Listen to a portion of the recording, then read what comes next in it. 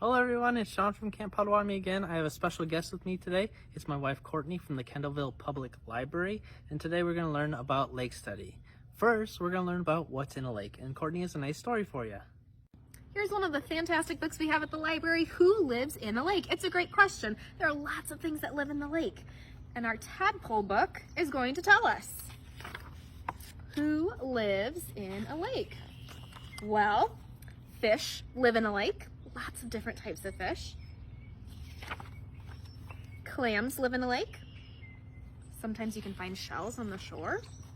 Crayfish live in a lake. This one's a beautiful blue color. Snails live in a lake. Newts live in a lake. Turtles live in a lake. We have a great place, Turtle Bay, here at camp, where you will see a lot of turtles just like this sunning themselves. They love it. And frogs live in a lake. We have a lot of frogs out too right now. Thank you, Courtney, for that awesome story. Now we're going to learn about what lives in Blackman Lake. So Courtney drew this awesome lake with all the different critters that live in here.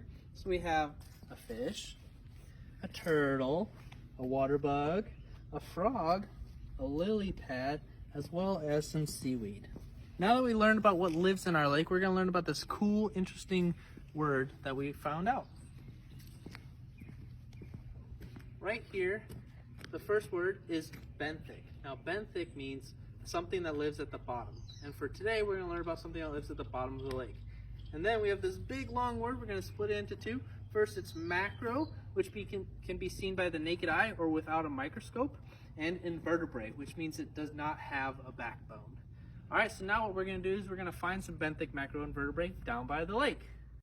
All right, now that we're at the lake, we are going to go find some benthic macroinvertebrate. Now what we're going to need is a Tupperware container, some water, and some boots so that you can walk in the water. Now remember, the water's going to be cold, so just make sure that you're prepared for it. Make sure you bring a towel too to dry your hands off because it'll get cold. Are you guys ready to find some benthic macroinvertebrate? All right, let's go. So we're going to fill the bucket of water. We're going to grab a rock.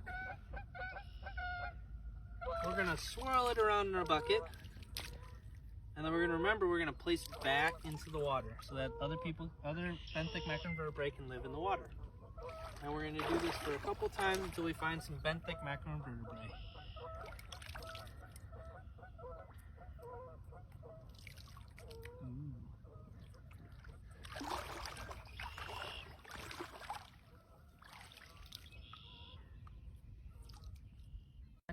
Alright, so now that we have collected our macroinvertebrate, you can kind of see them swimming around. We're going to observe this bucket for a little bit and see what we can find. As you can see, some of those nymphs at the top are moving around pretty quickly.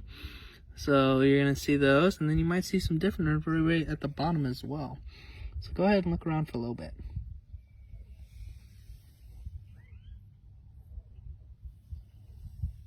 Alright, now that you've identified some macroinvertebrate, what we're going to do is we're going to go over to this chart right here, and we are going to learn about the different words that you can kind of see over here. So there's very intolerant to pollution, moderately intolerant to pollution, fairly tolerant to pollution, and very tolerant to pollution.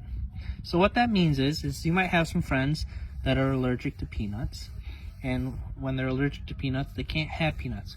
Well, this is kind of the same for the invertebrate. If they're very intolerant to pollution, that means they can't be around pollution at all. Because if they're around pollution, they can't survive.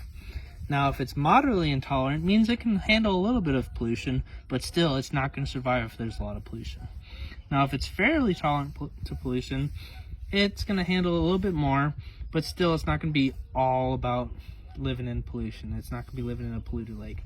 But if it's very tolerant to pollution, then it will survive in pollution. So we're going to notice that when we look at this chart, we notice that there's some nymphs in here, and the nymphs cannot survive in pollution. So by kind of looking at this chart and finding nymphs in our water, do you think it's polluted or not polluted? Correct, it's not polluted because the nymphs are very intolerant, so they cannot survive in pollution. Very good job. Go.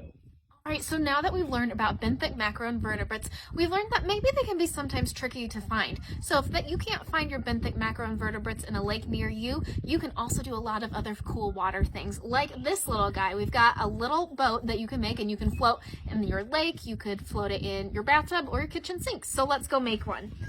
We've got one pre-made, but then we've got our materials right here. We've got some awesome washi tape, and I'm going to use a toothpick and some paper, and we're going to use that decorative washi tape to put the mast on, and then you stick it in the pool noodle and you're ready to go float your boats. All right, now that we learned how to make boats and we learned to identify benthic macroinvertebrae, we're going to release the benthic macroinvertebrae back in the water, and we're going to see how well these boats float.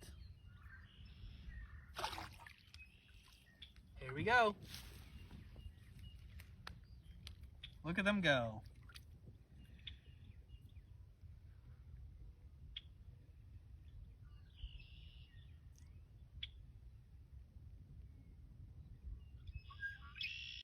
Thank you for joining Courtney and I and learning about lake study and benthic macroinvertebrae. We'll see you next week. Bye, guys.